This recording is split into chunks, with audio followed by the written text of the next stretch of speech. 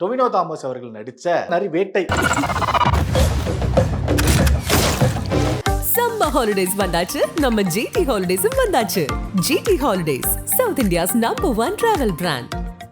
Periyar Maniammai Institute of Science and Technology, Thanjavur. The world needs you. ஆச்சி பாதாம் drink.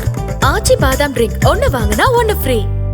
Malayalam cinema பொறுத்த வரைக்கும் இந்த police பேக்ட்ராப்ல வர மூவிஸ், அப்புறம் வந்து அந்த கோர்ட் பேக்ட்ராப்ல வர மூவிஸ் அப்படிங்கிற மாதிரியான அந்த இன்வெஸ்டிகேஷன் பேட்டர்ன்ல போற படங்கள்னா அது எப்படி பண்ணுவாங்க அப்படின்னு சொல்லிட்டு ஆஃப்டர் ஓடிடி கண்டினியூஸாக வாட்ச் பண்ணுற அந்த ஃபேன்ஸுக்கு தெரியும் எப்படி பின்னுவாங்க அப்படிங்கிறது.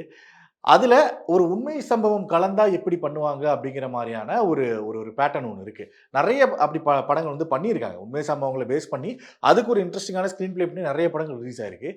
ஸோ அதன் வரிசையில் டொவினோ தாமஸ் அவர்கள் நடித்த நரிவேட்டா அந்த படம் வந்து ரிலீஸ் ஆயிருக்கு. ஸோ தமிழில் நரிவேட்டை அப்படின்னு சொல்லிட்டு ரிலீஸ் ஆயிருக்கு. எல்லாமே நோன் ஃபேஸஸ் தான். இப்போது டொவினோ தாமஸாக இருக்கட்டும், சூரஜ் நம்ம இப்போ ரீசெண்டாக தமிழில் வந்து அறிமுகமாயிருக்காரு வீரதேரி சூரஜ். ஆனால் நிறைய மலையாள படங்களில் கேரக்டர் ஆர்டிஸ்டாகவும் பண்ணி வில்லனாகவும் பண்ணி நேஷனல் அவார்டு அளவுக்கு வாங்கினவர் அவர். அண்ட் எஸ்பெஷலி இன்னொரு முக்கியமான கேரக்டர் நம்ம Cheran sir, director Cheran sir, actor director Cheran sir, அவரும் ஒரு முக்கியமான ரோல் ஒன்று ப்ளே பண்ணியிருக்காரு, கீ ரோல். ஸோ இந்த ஷேடில் சேரன் அவர்களை பார்க்கறதுக்கு புதுசாக இருந்தது, உண்மையாகவே புதுசாக இருந்தது. ஸோ எனக்கு ஒரு சின்ன கம்பேரிசன் தான் இது, வந்து கம்பேர் பண்ணுறேன் அப்படிங்கிறதுக்காக இல்லை, ஒரு ரியாலிட்டி எப்படி பட வேண்டும் அப்படிங்கிறதுக்கு உண்டான ஒரு சாட்சி தான் வந்து நரிவேட்டா. எக்ஸாம்பிளுக்கு சொல்லணும்னா வந்து இதுக்கு முன்னாடி மலையாளம் நான் ஒரு படம் பார்த்துருக்கேன். நிறைய படங்கள் மாதிரி ரியாலிட்டி டச்சில் இருந்திருக்கு. ஸோ அந்த ரொம்ப இன்டென்ஸான ரியாலிட்டி டச்சில் வந்து நயா2 அப்படின்னு சொல்லிட்டு ஒரு படம் வந்திருக்கு. எல்லாரும் பார்த்துருப்பீங்க ஆப்வியஸாக. ஜோஜு சார்ஜ் அவர்கள், குஞ்சக போபன் அவர்கள், அப்புறம் நிமிஷா, இவங்க 3 பேரும் வந்து ஒரு கீ ரோல் ப்ளே பண்ணியிருப்பாங்க. அதோட கிளைமேக்ஸ் பார்த்தீங்கன்னா வந்து அதை அவ்வளோதான் பண்ண முடியும். என்னதான் நீங்கள் போலீஸாக இருந்தாலுமே ஒரு அதிகாரத்தை எதிர்த்தோ அதிகாரத்துக்குட்பட்டோ நீங்கள் ஒரு விஷயம் நீங்கள் எதிர்த்து பண்ணவே முடியாது, இப்படி தான் நீங்கள் பண்ண முடியும் அப்படிங்கிற மாதிரியான ஒரு ரியாலிட்டி டச் ஒன்று அந்த படத்தில் இருக்கும். எனக்கு நரிவேட்டாவோட கிளைமேக்ஸ் பார்க்கும்போது எனக்கு அந்த மாதிரியான ஒரு ஃபீல் ஒன்று வந்தது. நீ என்னதான் பெரிய ஹீரோவாக இருந்தாலும் அந்த கேரக்டருக்குள்ளே போகும்போது உங்களோட மாசை நீங்கள் காட்ட முடியாது. அந்த கதை என்ன கேட்குதோ, எஸ்பெஷலி இது உண்மை சம்பவத்தை பேஸ் பண்ணி வரும்பொழுது அந்த என்ன மாதிரியான நீங்கள் கமர்ஷியல் ஆஸ்பெக்டும் நீங்கள் கிளைமேக்ஸில் உங்களுக்கு ஏற்ற மாதிரி நீங்கள் வச்சுக்க முடியாது.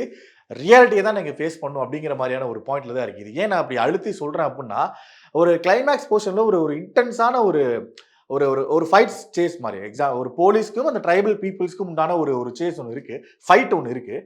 ஸோ அந்த ஃபைட்டை இன்கேஸ் நினச்சிருந்தாங்க அப்படின்னா டொவினோ தாமஸ் அவர்கள் உள்ளே வந்து அந்த ஃபைட்டில் அவரும் இன்க்ளூட் ஆவார். ஒரு சிங்கிள் ஷாட் சீக்வன்ஸ்லாம் இருக்கும்.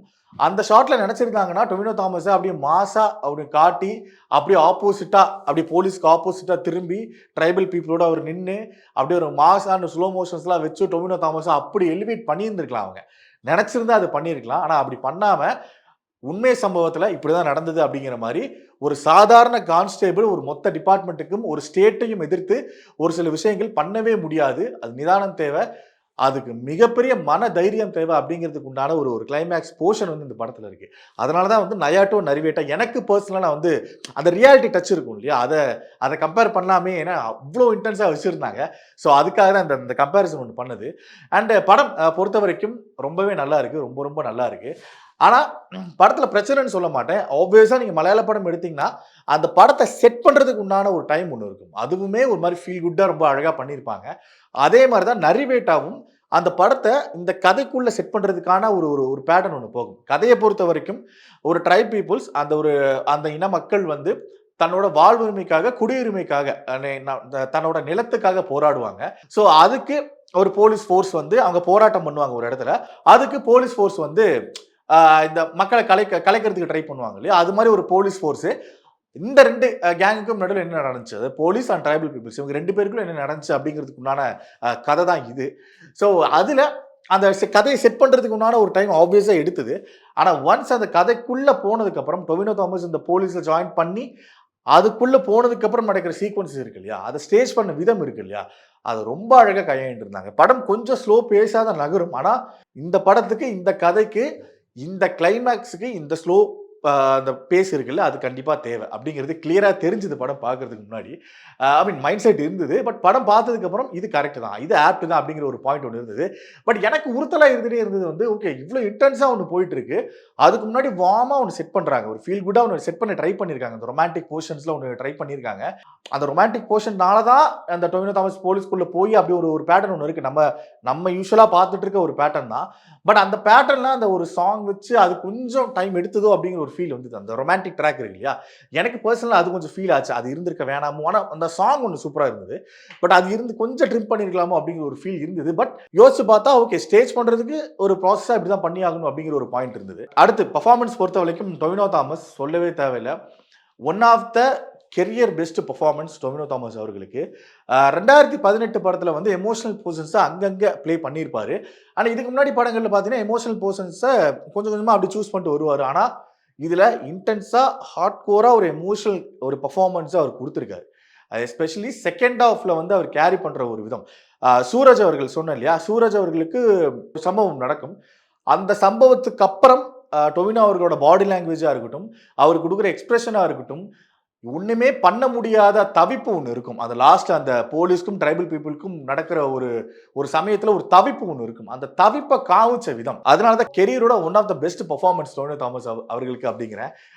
இன்னும் ஒரு பெரிய பாராட்டு சொல்லி ஆகணும் அப்படின்னா வந்து ரீசெண்ட் டைம்ஸ் டொவினோ அவர்களோட அந்த கதை தேர்வு, இவர் தேடி போறாரா இல்லை வாண்டடா அவருக்கு தேடி வருதா அப்படிங்கிறது தெரியல.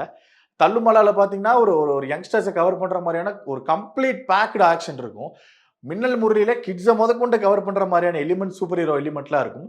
ஐடென்டிட்டியில் ஒரு இன்வெஸ்டிகேஷன் த்ரில்லர் ஒரு பாயிண்ட் ஆஃப் வியூ ஒன்று இருக்கும். அப்படிங்கிற மாதிரி ஒரு பேட்டர்னை ஒன்று செட் பண்ணிட்டு இருக்காரு. நான் இப்படி தான் சூஸ் பண்ணுவேன் கதை அப்படிங்கிற மாதிரி. அந்த விதத்தில் நரிவேட்டா வந்து ஒரு பர்ஃபெக்ட் ஒரு ஃபுல் மீல்ஸ் தான் வந்து டொவினோ தாமஸ் அவரோட பர்ஃபார்மன்ஸை பொறுத்த வரைக்கும். சூரஜ் ஆப்வியஸாக அவரோட பர்ஃபார்மன்ஸ் சொல்ல தேவையில்லை. ஏன்னா வீரதீரசூரனில் தமிழ் ஆடியன்ஸ் பார்த்துருப்பாங்க அவரோட பொட்டன்ஷியல் என்ன அப்படிங்கிறது. ஆனால் அவரோட ஃபுல் பொட்டன்ஷியல் அப்படிங்கிறது அந்த அப்படி கேஷுவலாக ஒன்று பண்ணிட்டு போவார். இப்போ எஸ்பெஷலி இதில் வந்து டொவினோ தாமஸ் வந்து அவர் போலீஸில் ஜாயின் பண்ணதுக்கு அப்புறம் ஒரு சின்ன போராட்டம் மாதிரி, சின்ன போராட்டம், இதுக்கும் அதுக்கு சம்மந்தம் இல்லை, ஒரு சின்ன போராட்டம் நடக்கும். அதில் அவர் பிஹேவ் பண்ணுறப்போ டொவினோ தாமஸை உயரதிகாரி ஒருத்தர் வந்து கண்டிப்பார், ஏன்டா அப்படி பண்ணுற அப்படிங்கிற மாதிரி. அப்போதான் சுராஜ் அவர்கள் ஒரு ரியாக்ஷன் ஒன்று கேஷுவலாக ஒன்று கொடுத்துட்டு போவார். விடிங் சார் அப்படிங்கிற மாதிரி கேஷுவலாக ஒன்று பண்ணிட்டு போவார். அதில் அப்படியே சாப்பிட்டு போயிருப்பார் அப்படிங்கிற மாதிரி. அண்ட் வந்து இந்த emotional connect between Tovino Thomas and Suraj அவங்க ரெண்டு பேருக்கும் கிரியேட் பண்ண விதம், எழுதப்பட்ட விதம் வந்து ரொம்ப அழகாக இருந்தது. பிகாஸ் அதுதான் வந்து செகண்ட் ஹாஃபில் டொவினோ தாமஸ் அவர்கள் அந்த கேரக்டருக்கு நகர்றதுக்கே ஒரு பெரிய ஹெல்ப்ஃபுல்லாக இருந்தது. அந்த விதத்தில் இந்த ரைட்டிங் ப்ராசஸில் ரொம்ப அழகாக பண்ணியிருந்தாங்க. அண்ட் ஃபைனலாக வந்து ஒருத்தரை பற்றி இந்த பர்ஃபார்மன்ஸ் ஓரியன்டில் ஃபைனலாக வந்து ஆப்வியஸாக சேரன் சார் இது எப்படி அக்செப்ட் பண்ணாருன்னு தெரியல ஃபர்ஸ்ட். பிகாஸ் நம்ம பார்த்த இது வரைக்கும் இயக்குனர் சேரன் அவர்கள் வேற, நடிகர் சேரன் அவர்களே வேற, ஒரு மாதிரி எமோஷனலாக ஒரு மாதிரி நம்ம ஆன் ஸ்கிரீன்ல இருந்தால் எப்படி இருக்கும் அப்படிங்கிற மாதிரியான ஒரு கேரக்டர்ஸ் தான் இது வரைக்கும் சேரன் சார் அவர்கள் ப்ளே பண்ணி நம்ம பார்த்துருக்கோம். இந்த அளவுக்கு ஒரு ரகடா ஒரு இன்டென்ஸான ஒரு என்ன சொல்றது ஆப்போசிட் கேரக்டர் நம்ம பார்த்துருக்கோமா சேரன் சார் அவர்கள் இதுக்கு முன்னாடி கிடையாது. அது என்னை பொறுத்த வரைக்கும் ஃபர்ஸ்ட் டைம்.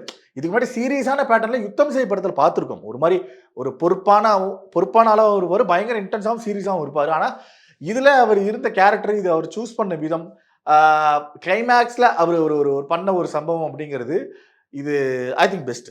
அவருக்கும் கெரியரில் பர்ஃபார்மன்ஸ் வைஸாக ஒன் ஆஃப் த பெஸ்ட் அப்படின்னு தான் சொல்லணும்.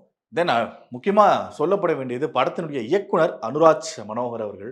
ஸோ இதுக்கு முன்னாடி மலையாளம் சினிமாவில் பர்சனலாக என்னோட one of the favourite film வந்து இஷ்கு. அந்த படத்தோட டைரக்டர் அப்படிங்கும்போது அது தனியாக ஒரு கியூரியாசிட்டி எனக்கு கிரியேட் பண்ணுச்சு. ஓகே இந்த பேட்டர்ன்ல இருந்து இந்த பேட்டர்ன் ஒன்று பண்ணுறாரு, இது எப்படி பண்ணியிருப்பாரு, ஏன்னா ரொம்ப கேப்புக்கு அப்புறமா ஒரு டைரக்ட் பண்ணுற படம். ஸோ எப்படி பண்ணியிருக்க போகிறாரு அப்படிங்கிற மாதிரியான ஒரு கியூரியாசிட்டியும் இருந்தது.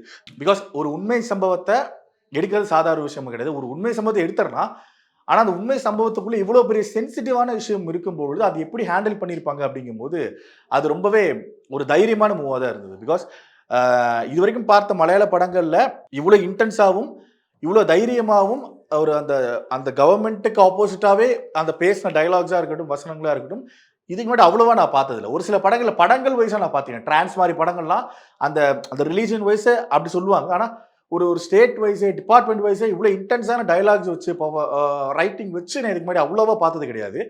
ஐ திங்க் அந்த விதத்தில் வந்து அந்த தைரியத்தை பாராட்டலாம். பிகாஸ் வந்து 2003 நடந்த ஒரு உண்மை சம்பவத்தை கையில் எடுத்துட்டு அதை ப்ராப்பராக ஒரு ஸ்டேஜ் ஒன்று பண்ணி அதுக்கான ஸ்க்ரீன் ப்ளே பண்ணி கேரக்டர்ஸ் எப்படி இங்கேருந்து இந்த கேரக்டர்ஸ் எப்படி இங்கே எமோஷன் ஆகுது அப்படிங்கிறதுக்கு உண்டான ஒரு ப்ளே ஒன்று இருக்கு இல்லையா, அது வந்து ரொம்ப அழகாக பண்ணியிருந்தாங்க.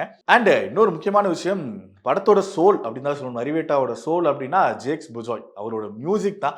இப்போ ரீசெண்ட் டைம்ஸில் அவர் கொடுக்குற மியூசிக் அப்படிங்கிறது I think the best. Especially இந்த பிஜிஎம்ஸ் அவர் கொடுக்கறது வந்து அல்டிமேட். இப்போ ரீசெண்டாக தொடரும் மலையாளம் சினிமாவில் ஹையஸ்ட் கிராசர் ஆகிட்டு இருக்க தொடரும் படத்தோட மியூசிக் டைரக்டரும் அவர் தான். அந்த பேக்ரவுண்ட் மியூசிக்கே அந்த படத்தோட ஒரு வேவே வந்து இன்னும் அடங்காமல் இருக்க டைமில் மறுபடியும் ஒரு பூஸ்டர் மாதிரி நரிவேட்டா வந்து அவருக்கு அமைஞ்சிருக்கு.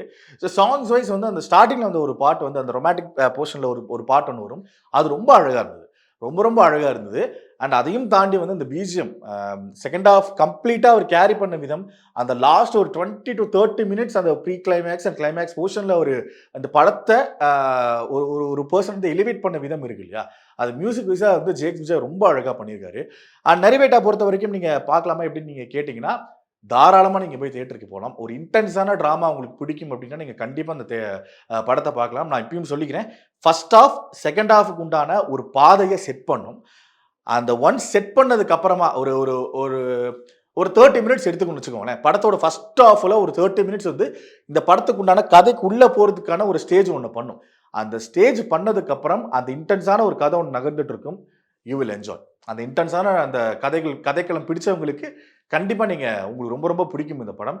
எக்ஸாம்பிளுக்கு ஜெய்பீம் படம் இருக்கு இல்லையா, ஜெய்பீம் மாதிரியான ஒரு கதைக்களம் எடுத்திருக்காங்க. அந்த கதைக்கிழமை எடுத்துக்கிட்டு இப்போ நம்ம கனெக்ட் ஆகணும் அப்படிங்கிறதுக்காக நான் சொல்கிறேன், ரொம்ப நேர்த்தியாக பண்ணியிருக்காங்க. அதுவும் அந்த ப்ரீ கிளைமேக்ஸ் அண்ட் கிளைமேக்ஸ் படத்தோட ஆணிவேர் அப்படிங்கிறத சொல்லணும். பிகாஸ் மொத்த எமோஷனும் கொண்டு அங்கே தான் வச்சுருக்காங்க. அந்த ரியாலிட்டி டச் ஒன்று இருக்கும்.